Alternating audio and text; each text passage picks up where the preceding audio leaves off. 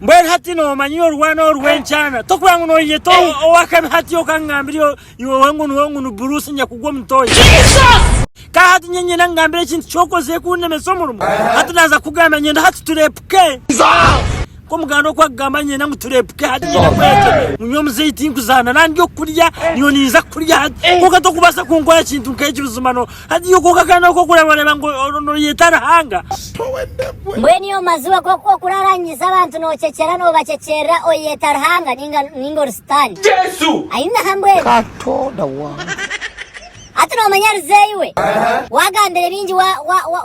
wabze kuntina hati naza kwereka ngo Bruce the Holy Ghost ndiyo hati nyeranje nanko atobuze bwo kusubuka ngo mwanyo gwa dadi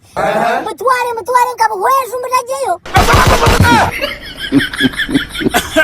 koga mwana onyoti kumechi nakukolire mbwera hati kana atembuzanje nofa kinazo ninkufutera shoto yanze ngunjene nzirisemu koga mwana oti kumanyoko wa mzorsinye Mzee ninyihanuka yo kabazi eshuwa gambaje watensaje Jesus is Lord tofashe mazuwe katoda wa ona ko kunkurano nyenda ngo forjo magagense jinjiro businge ekikuba Mzee nkawafa kaleta disco erukusinga yo muri Kampala njireta abana bazina mpaka wiki yona koga kankubuze nkakukora kimwana we nicyo kinakozere nyoka ngambe ona kanyoka ranga kawambinjiro wanyikanta kizayo kawanyira amatega kasheshera shagi yabe na mperezo kaganyo nkikiza ngagarugaho kana kwesasire tongambire nyonyangira kimwana onyonka kukora kiranga kawamuzo businye kanta kirafinga katoda wa kanta chire na feeling omugazi kandi yokoka mwana otinkumanya yokoka watanyoni naza kutwara mbakama mujya cyurira Mzee ninjira muganda wa muhurira kuyagambira atonda wange ngoja kucyurira noza kucyurira mpaka mushokoro orutaro rwo rwatandika hateje ni filmu yakatandika butandisi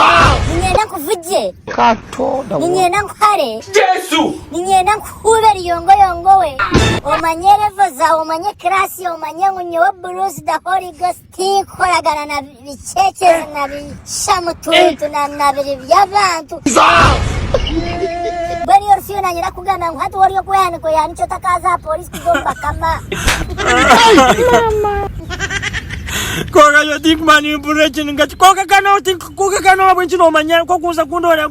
ona tokubasa kufitine emyaka yanje tokubasa n'ubuzima Bruce no rangwa kinta cyokozere kiri mu bwarahanga kugira ngo kwatoka anshisho omushiza yampiro murumbo mbeni mangu hatananye naza kufunga cyo gukora nanye natunga ko kuriya narise family yanje naye yaryaje wakakwata nako wamugambira wanshisha konga Bruce no jango tebekine nyokore kiranga nyoni kwata nifite matema. That is a miracle.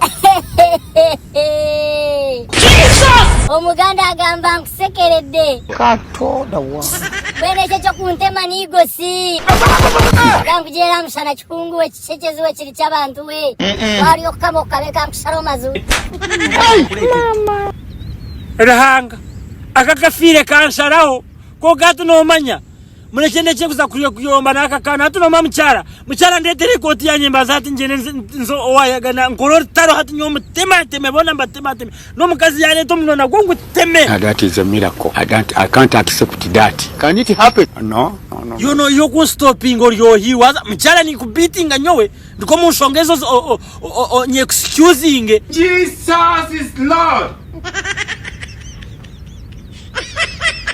Hazani mugambo hona arafinga takumangu na smearing akanu